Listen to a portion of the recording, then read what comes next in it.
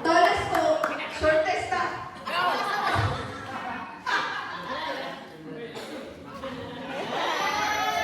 Family ano to? Oh, sige. Patitis, sorry.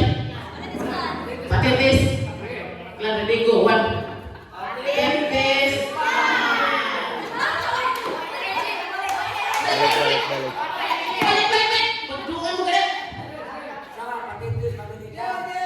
Patitis, pamilit lang. Ready, one, two, three. Ready, one, two, three. Club. Olimpio Asteria. Clan. Okay, ready. Iris ako to, iris na. Ready, go.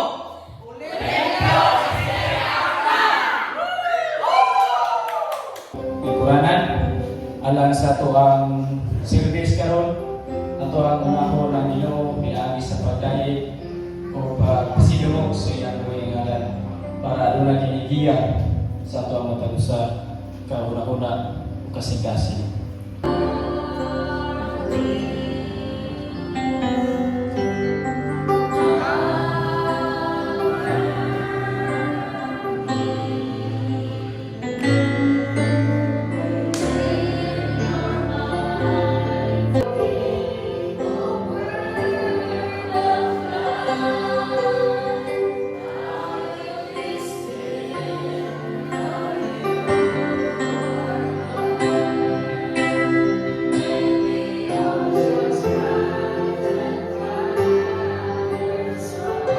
Sa experience na kami nagkahiusan, nagkabanding, nagkihalubilo sa mga bisika pamilya, Kapintes Clan.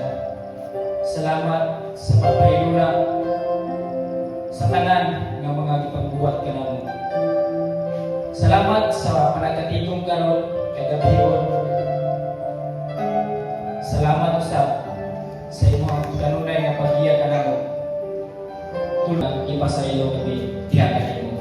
Pinaagi sa imong bugtong anak nga mo si Ginoong Jesucristo. Kini kagabihon ang hinaon ko nga ikaw ay may galahimong sentro sa akong matapos sa kasing-kasing karon. Wa ang garbo sa akong matapos sa kasing-kasing. Tagay may pailog, hambol, kasing-kasing na kabalo sa kabalo maminaw sa among matagusan. Ilikay kami sa mga lalis, panagbingkil, dili maayo ng mga istorya. Labdagi ang among una-una, Father God. Tungod ikaw, ang among Diyos nga ginagaran, ipakita ang unsa ang kinsa ka nga Diyos. Tanduga ang among kasing-kasing, usba ang among kasing-kasing. Tungod ikaw, ragayon ang makausap ka namo. Pinaagi sa imo ang mga pulong. Yan po daw kanimo. Hanggang yang tanan sa pagtindog.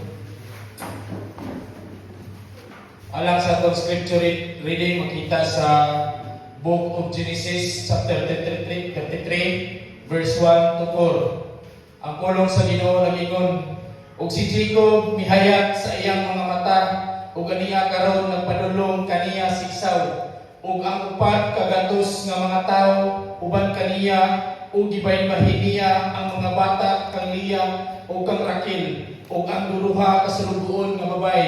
Verse 2, ug gibutang niya ang mga sulugoon nga babae ug ang ilang mga bata sa unahan, ug gipasunod si Leah ug ang iyang mga bata, ug si Raquel ug si Jose mao dito sa ulahi.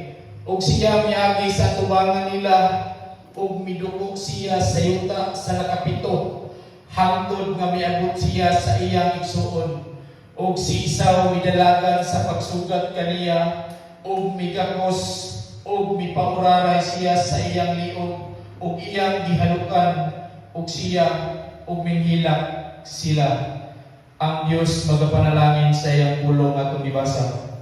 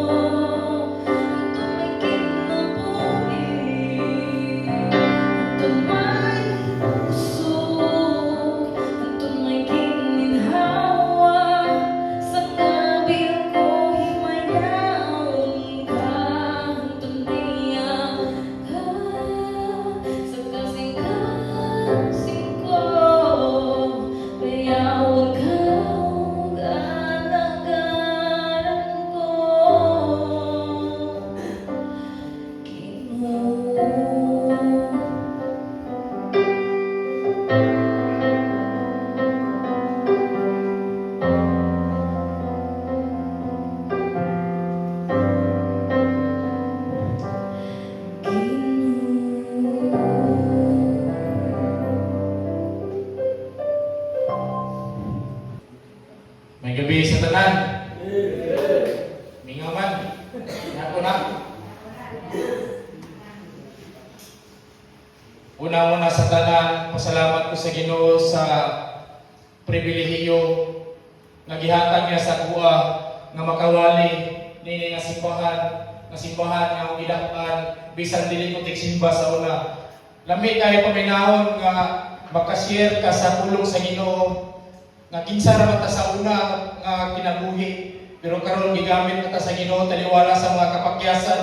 Kay ganang mga kapakyasan nato manay tabo lesson to learn or more improvement na sa atong kaugalingon kung walay kasikyatan pakapakyasan dili ka motubo diha sa espirituhano ng mga kinabuhi. Dili ang sala kundi ang solusyon sa sala nga mao si Kristo dito sa cross nga nagpalansang para sa ato tanan nga masala. Amen. Ginala ko dire ang Kristo. Nagwali ka nga si Kristo nakasintro, dili nakasintro sa atong kaugalingon. Balik ko na ito pagbasa. O si Jacob mihayat sa iyang mga mata, o ganiya karon nagpadulong kaniya sisaw, o gangupad kagatos ka mga tao, uban kaniya, o gibay-bahin niya ang mga bata, kang Leah, o kang Raquel. Ug ang duruha kasulugoon nga babae, verse 2, ibutang niya ang mga sulugoon nga babae ug ilang mga bata sa unahan, ug ipasunod si Leah ug ang iyang mga bata ug si Raquel ug si Jose ang dito sa ulahi. Ug siya miagi sa tubangan niya ug binuko siya sa yuta sa nakapito hangtod nga miabot siya sa iyang igsuon. Og si Esau midalagan sa pagsugat kaniya og migakos kaniya og mipauraray siya sa iyang liog og iyang gihalukan og siya mihilang sila. Apat sa dili pa nato pagalabdon nimo sa duha ka igsuon nga si Jacob ug si Esau. Apat sa dili pa nato pagalabdon nasayon ta sa story ni Jacob ug Esau. Magsuon silang duha. Kaluha. Ang maguwang si Esau, ang manghod si Jacob. Niabot ang panahon na gigutom si Esau. Kini si Jacob, limbungan man kayo. Limbungan, tungod kay gusto niya kwaon ang authority ni Esau. Gusto niya kwaon ang posisyon ni Esau. Di ba muna kasagaran sa itong problema karon? Nag-ilog ta sa mga authority, nag-ilog ta sa posisyon, nag-ilog ta sa pahandi. Di ba? Usa ka problema, gilimbungan niya si Jacob, si Esau. Dibdibailo ni Esau ang iyang katungod isip magulang sa tinapay lang. Din pagkahuman ito, himagyon naman si Isaac ang ilang amahan. Tungod kay kung kinsa ang mabasbasan na ito ang panahon, mautoy panalanginan sa iyo. Sa unang panahon, kung bisan o sikyan to mabasbas, basta mabasbasan ka, ikaw yung panalanginan sa Ginoo. Din kadto matay, pinangga man ni si Jacob ni Rebecca, asawa ni Isaac. Gusto man ni Rebecca na si Isaac, si Jacob maoy mahimong mapanalanginan ni Isaac. Di nagpamalhibo si Jacob. So himagyo naman si Isaac, iyang basbasan. Ug mao nang namugna karon ng Israel. Gikan na ni Jacob, siya ang ipanalaginan, bisan ang limbong siya ang ipanalaginan sa Ginoo mo ng 12 ka tribo sa Israel. Naubalik ta sa verse, aron sa ilan to. Ang unod sa verse, ang reconciliation, pagpasigpuli sa duha ka igsuon. Ang pinakalisod nga away, dili kanunay batok sa kaaway, kundi batok sa kaugalingong dugo. Nga naman, masakit ang kasabok sa pamilya, magsuon kay dugay kayo ang kasakit. Di ba tinuod? Lalong ang samad o lisod kalimtan. Di ba tinuod? Nga naman, nga naman ito sa ato ito nga kanang pagsulti, kanang aware ta ba unsa na to. Kay once na ato sulti magkapasakit sa atong igsuon. dili mapasayloan kaniya pero dili mawala ang sakit. Murag sinina ba? Once nga magisi kaniyang sinina, bisan kung saon para nimo tahi, dili gyud na siya mubalik sa normal ang iyang sinina. Magpabilin gyud ang sakit nga gibati niya. Di ba? Duha ka magsuon, nag-atubangay, nasayod ta, si Isa o si Jacob, nag-away, tungod sa paglingkod. Nilang duha, adunay nasakitan. Nilang duha, adunay nakasala. Mauna nga gitudlog sa tuwa sa Ginoo, sa pulong sa Ginoo, once nga adunay makasala, mangayo tagpasaylo. Forgive one another as God forgive you. Pero lahi man ang atuwa karon. Nga naman, unsa man ang atuwa? It's easy to forgive, but it's hard to forget. Sayon ang magpasaylo, pero lisod kalimtan ang kasakit kay iyang pasinatik sa atuwa. Pero kung na kay Ginoo, lantaw ni mo ang Ginoo. Ang Ginoo gani gipasakitan gani perpekto siya. Ang Ginoo gani Ginoo siya, nagpakahampol pa siya sa kalibutan. Mismo siya pag ihugas sa iyang mga tinunan. Pero sa ibuhat gipasakitan gani siya. Pero sa iyang gibuhat, nagpahambol gyapon siya tungod ka ang iyang gitanaw, dili ang iyang kaugalingon. Kita ang iyang gitanaw. Muna na message sa pagpasiguli, John 3:16, relasyon sa amahan. John 3:16, for God so loved the world that He gave His Son. Mong gihatag niya si Jesus Christ. Kay si Jesus Christ ang may access sa amahan. Kay sa unang panahon, si parenting ta sa Ginoo. Makasasala ka, wala tayo access sa Ginoo. Mo lang ang message sa kaluwasan, message of reconciliation sa amahan o sa anak na si Jesus Christ. Pwede yung magpili si Jesus Christ, pwede niya nasa yahong, pero mas ipili niya ang mga katauhan ng maluwas. Kaya kung walay kamatayan ni Jesus Christ, walay kaluwasan. Karon, what are the message of reconciliation? Unsay mensahe sa pagpasiguli sa usa ka relasyon? By the way, atong tema, the grace of God reconcile the broken relationship. Kung sa Bisaya, ang grasya sa Dios nga nagpapasiguli sa nabuak nga relasyon. Unsa ang atong buhaton aron makabaton tagpapasiguli og nindot nga relasyon sa atong igsuon o sa atong isigataw? Una, kinahanglan ang pagpaubos. Mao gyud ang pinaka-importante. Atong basahon Genesis 33, chapter 3, ug siya miagi sa tubangan nila ug miduko siya. But pasabot si Jacob nakasala. Wala sa mingon nga kalimti na totol, dugay na totol. Wala sa mingon ako may na-bless. Ikaw dapat ang muduol nako. Di ba mo na kasagaran sa tuwa kung kinsa ako di pala niya ano muduol mo para niya. Ako may hayayaw kay tak. Ako may muduol niya. Pero si Jacob, dili nga anak, usay ang ingon, miyuko siya, nagpaupo siya, kay siya, kabalo siya, na siya'y nakasala sa iyang igsuon. Pero karon, makahimo pa tawag doon sa atong igsuon, mga yung pasaylo.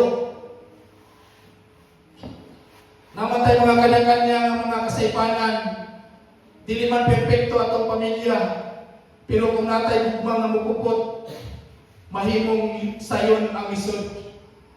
Muna ang gugma God, gikan pa sa Ginoo, mao ginay gusto sa Ginoo nga ipasinati sa iyang mga kanakan pag higugma ay kamo. Usa iyang mga iyang sugo, higugma, dili ka makahigugma sa iyong isig katawo kung dili ka una may gugma sa Ginoo. Mao na kahigugma ka sa iyong isig katawo tungod na sa Ginoo. Kay ang definition sa gugma nagrepresent na ni Jesus Christ, love is sacrifice. Kinsa man ang nagsakripisyo? Si Jesus Christ, love is patient. Love is humble. Love is kind. Si Jesus Christ na tanan. Diba?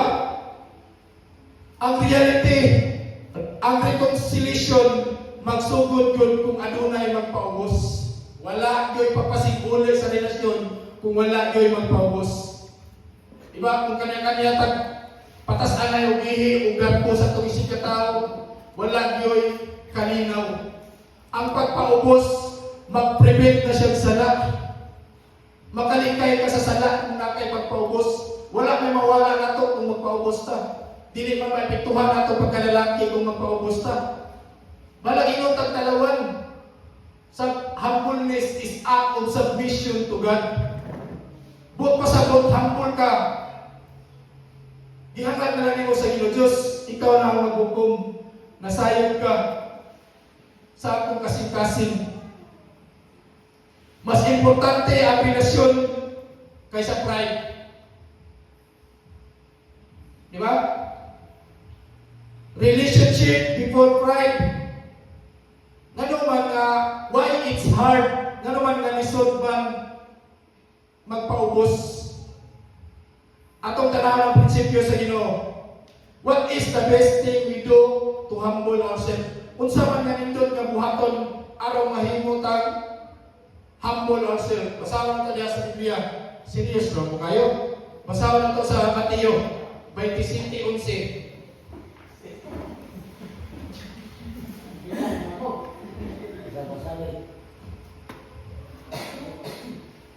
Anong isod man magpaubos ta? Basahan nato ang prinsipyo sa Ginoo. Mateo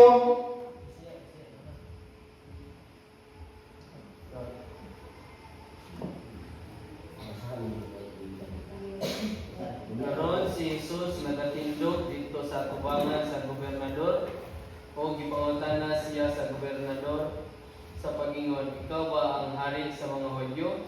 Si Jesus mingon kaniya, giingon mo. 12. Og sa ginasumbong siya sa mga punuan sa mga saserdote o sa mga ansyano, wala siya mitubag. Gingon niya, gipangutan na siya. Ikaw ba yun ang hari sa Israel? Masaya nito bag, ginaingon mo.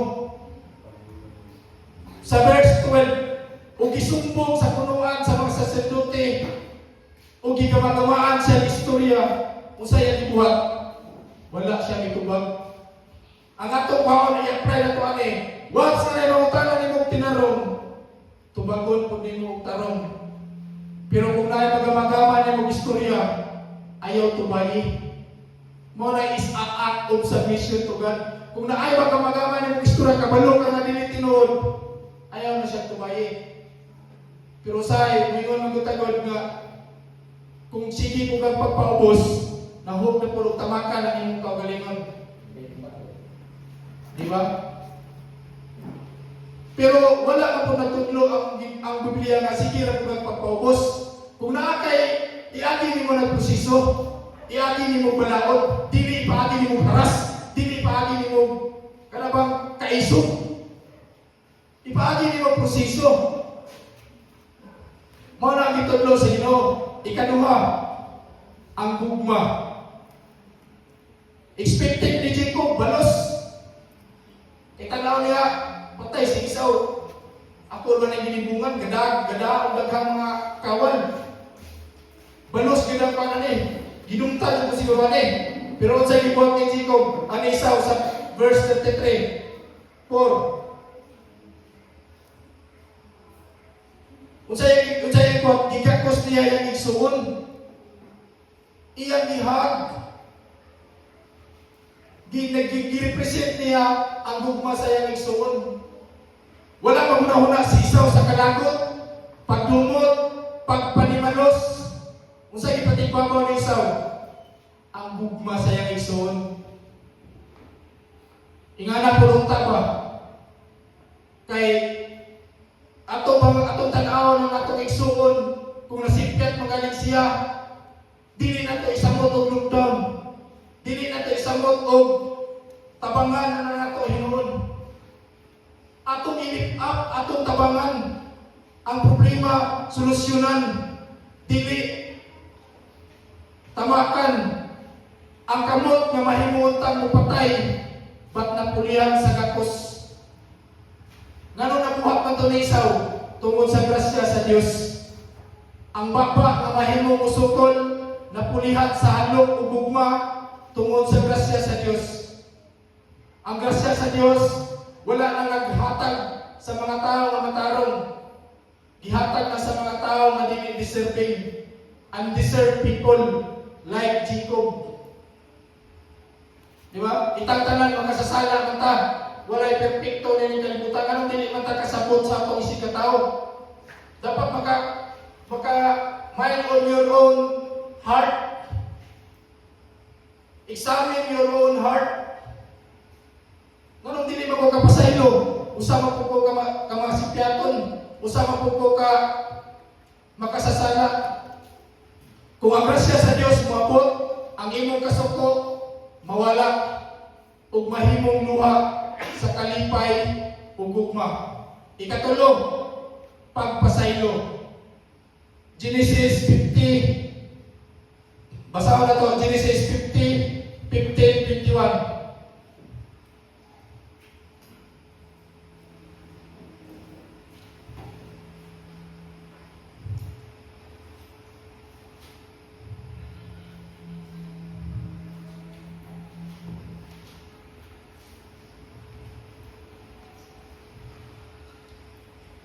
Kung sa pagkakita sa mga igsoon ni Jose, ang ilang amahan patay na nagingon sila tingali gadung tanay kita. Si Jose ug ang iyang pabayran kanato ang tanan nga kadautan nga atong gibuhat kaniya ug pasuguan nila si Jose sa pag-ingon ang imong amahan nagsugo sa wala pa siya mamatay nga nagaingon mao kini ang igaingon ninyo kang Jose. Gipangaliyo po ko kaninyo ang nga pasayloon mo karon ang pagkadautan sa imong mga igsoon ug ang ilang sala kay dautan ang ilang gibuhat nila kanimo tungod niini karon gipangaliyo po namo kanimo pasayloon mo ang pagkadautan sa mga alagad sa Dios. Sa istorya ni Jose, grabe kayo ni si Joseph, sa diha nga iyang damgo, ang meaning sa iyang damgo, musukol na siya sa iyang igsoon, usay gibuhat sa iyang igsoon, gitambog siya dito sa pangpang.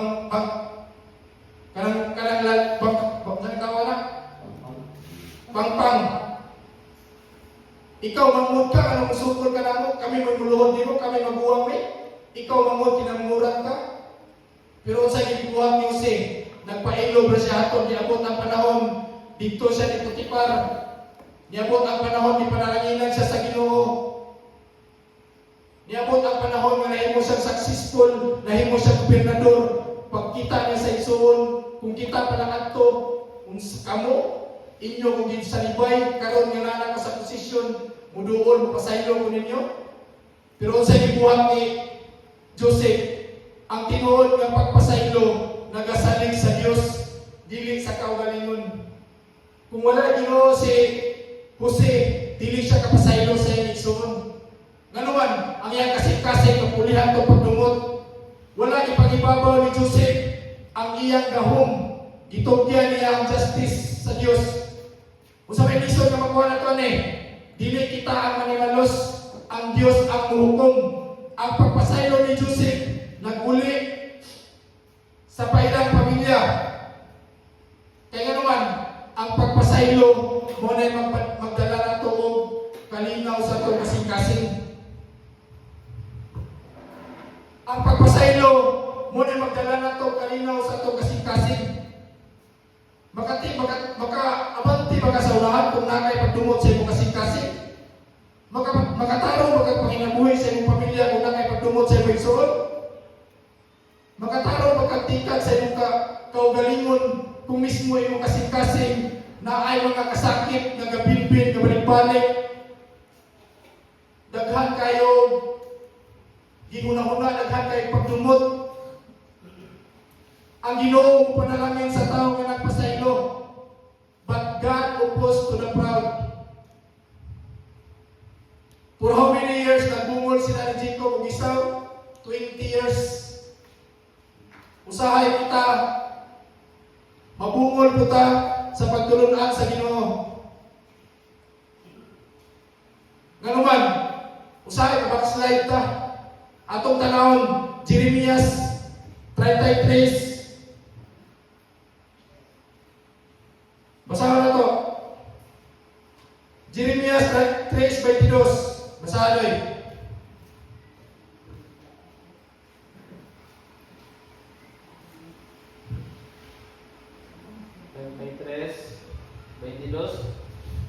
Ingon niya ang panon sa langit dili maisip. Di, Jeremias 3:22.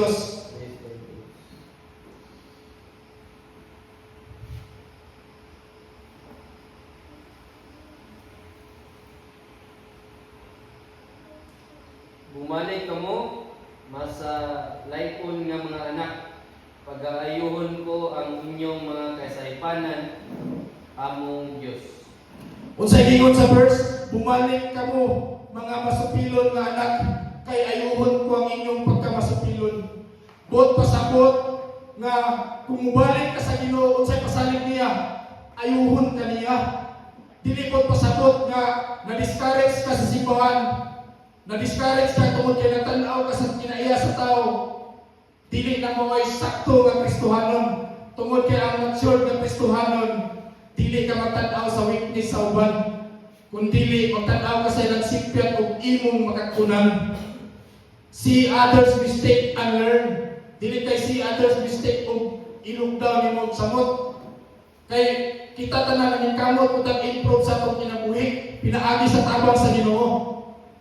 Nanikamot tao unsaon nato makaalay ng atong kinabuhi. Dili mo kita makahimo sa atong kinabuhi kung kita ra mo bitong nay pulong sa Ginoo nga mao ni atong giya sa atong tagsa-tagsa kinabuhi, manual kumpas ni nato sa atong direksyon sa atong kinabuhi basta ta moadto. Ngano mababackslide man ang tao? Nakasinati na unsa man ang backslider? Nakasinati na sa gugma sa Ginoo, nakalakaw na sa ustong dalan, apan hinay-hinay nga nihawa. Nabugnaw o gibalik sa daan kinabuhi. Lisod kayo nga, damor ka nga masipyat bitaw, damor hinon ka ma-discourage sa Ginoo, ug ato hinon ka sa kalibutan. Damor gani ka masipyat parihat ni David. Damor siya nga napakya sa iyang kinabuhi, mas niluntot hinon siya sa pagpangalagad sa Ginoo. Nga naman, kay nakita niya nga wala ay makatabang sa akong kinabuhi kung dili ra Ginoo. Mas mununtot inunta sa Ginoo, bisan og napakyas talaga nagkadamag-damag ka sa itong pagpanagad. Kaya naman nakita sa Ginoo nga itong kasing-kasing. Allow problem to close to God. Dili kay allow nimong problema nga malayo ka sa Ginoo. Gipasinati nato lang mga problema sa itong kinabuhi aron nga muli unta. Dili ta taga pagsulay sa Ginoo kung dili nato kaya.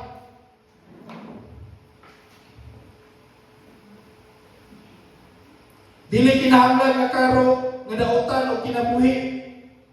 Usay magod mawala ang atong gana sa pag-ampo, nawala ang kahinang sa pulong sa Dios ug gibalik sa daan nga batasan.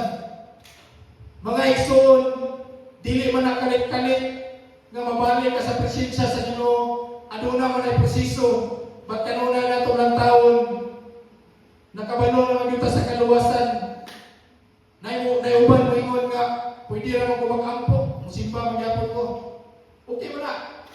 Pero naay mga pulong sa Biblia na dili mo makatch up, na kinahanglan kag nag-study yung Bible. Kining simbahan, dili ni lugar sa mga tao nga mga tarong, mao ni lugar sa mga tao nga makasasala ug nagkinahanglan Ginoo. Lugar ni sa tao nga masakiton ug nagkinahanglan og tambal. Tambal nga makita nato sa pulong sa Ginoo. Amen. Nayuban dili ko simba kay isaway pa nila. Dili ko musimba kay wa mo kay pakialam sa mga tao sa palibot nimo. Ang imuha nakasentro ka sa Ginoo. Ang imong pagsimba para sa Ginoo, dili para sa tao. Kay ang tao gud otro-otro, ang tao usap-usap. Maayo ang ipakita nimo karon, pero once nga kay ang tao gud si Petra makita na nila, pero ang Ginoo dili ngana. Ang Ginoo nakita sa imong sipyat, pero naghatag pud siya imong gikinahanglan. Kinahanglan ka og pulong sa Ginoo. kinahanglan ta og pagkaon man ni pulong sa Ginoo. Ang kasing-kasing usahay mo kung nay problema ta palayo. Unsay ingon sa Jeremias 3:22, kundi ang iyang giingon, bumalik kamo ug ayuhon ko kamo. Dili siya masuko nga dili na kamuduol. Dili masuko ang Ginoo kung dili na kamuduol sa iya. Dili siya mubiya nimo. Naghulat lang siya nga muduol kaniya. Diba? Nindot kayo ba? Matanawa lang to itong pamilya. Pwede naman ta magtukod og simbahan. Kita ra. Daghan kayo kung mga lagan ng kita tanan, manimba ng kita tanan. Usa naman tayo kasimbahan. Magkahiusa lang ang tatatanan. Bisan nagbahala na ng mga tao sa inyong istorya, bisan ako daghan kung mga nasinati. Ingnon ko ng pamilya, wako'y labot sa inyo ha. Nga naman, nakasintro ko sa Ginoo. Ginoo, magkalahi man ang atong dalan nga giagian, pareha tag purpose para na sa Ginoo. Nagkasumpaki mga si Paul o si Pedro, pero usahay, one purpose na tumong para nagyapon sa Ginoo. Di ba? Nagkasumpaki mga si Paul, ipagtawag to sila sa Ginoo, how much more kita? Gamay ang sipiat na to, may ubos ta, kasakit ta. Bahala o di ka mag-uban, importante parehatan ng alagad sa Ginoo. Parehatan ng kasintro sa Ginoo. Kaya ang pulong sa Ginoo is Kristo-centre. Ang New Old Testament, propesya sa Ginoo nga naimabot. Ang New Testament is fulfillment sa Ginoo. Ang Ginoo dili lang nagaingon balik kung dili nagaingon usab siya, ako ang muayo sa imong kahimtang. Ako ang muayo. Ayuhon ko ikaw basta muduol ka nako. Duol sa iya ha. Ngano ang Kristohanon mahimong backslider? Unsay rason? Kakulang sa relasyon sa Ginoo. Dili na regular ang pag-ampo o pagbasa sa Biblia. Pagdawat sa kalibutan-butang, ang kalibutan hinay-hinay ang musulod sa iyang kasing-kasing. Kasakit o kapakyasan, usahay sakitan ta, o niya imbis na muduol sa Ginoo, nihawa na yung ta. Pagkumpiyansa sa kaugalingon, nakaingon ta, okay ra ko bisan, wala ko kaayo sa Ginoo. Ang tawag sa Dios balik na. Ang pulong balik, dili lang invitation, kundi command o expression sa gugma. Kay ikaw karon bugnaw na sa Ginoo, wala na gana sa espirituhanon nga kinabuhi o dibalik na sa sala. But ang saad sa Dios, ayuhon ko kamo o pasayloon. Mao ra na gihuwat sa Ginoo nga muduol ta sa iya, kay lisod po kayo nga Ginoo may muduol sa tuwa. Nga siya may nagbuhat sa tuwa. Kinahanglan kita na isurrender nato sa Ginoo kung namatay na nakit sa atong isig katawo. Usahay kung dili mo kapangayaw pasaylo sa mga tao nga ako nasakitan, adto lang ko mangayaw pasaylo sa Ginoo.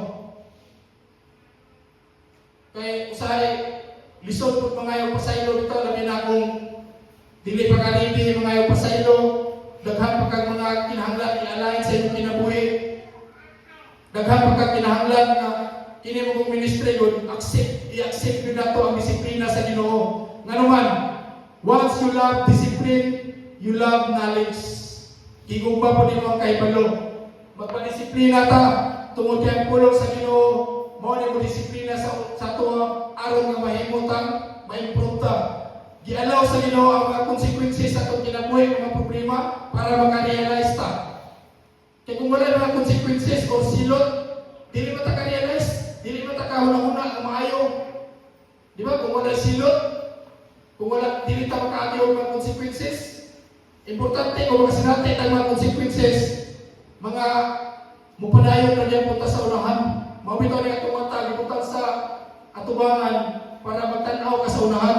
Dili magtanaw sa luyo. Kaya sa luyo ng akin na dili na lang pwede ibalik. You can change the meaning of dili na nimo maotro ang nangagi pa kay nahuman na to, but maotro nimo ang ang meaning sa imong kagapon, pinaagi sa imong pagpag-o sa imong kinabuhi.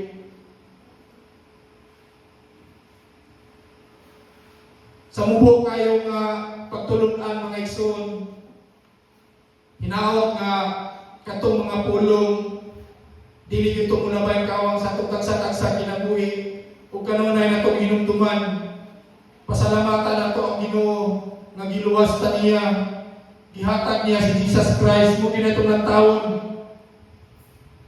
Kay dili gyud nimo mahimo pag-uhon nimo kinabuhi kung dili gyud ka mo lantaw sa gibuhat, dili nimo masabtan ang gibuhat ni Jesus Christ.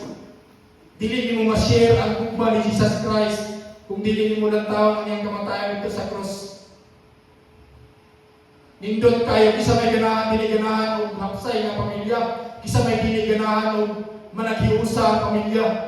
Di ba nindot kayo, ganiha, makasinati ko, kinanindutan kayo ang pamilya nga naghiusa, nga nagkinatawanay, nagsanay, naghalubilo. Kisa may dili ganahan na. Di ba? So, kitang tanan ang pulong sa Ginoo, katong pulong sa Ginoo, kitang tanan na igo. Wala eksente na ito, kitang tanan. Dawato na ito ang pulong sa Ginoo, kaya ang pulong sa Ginoo sakit.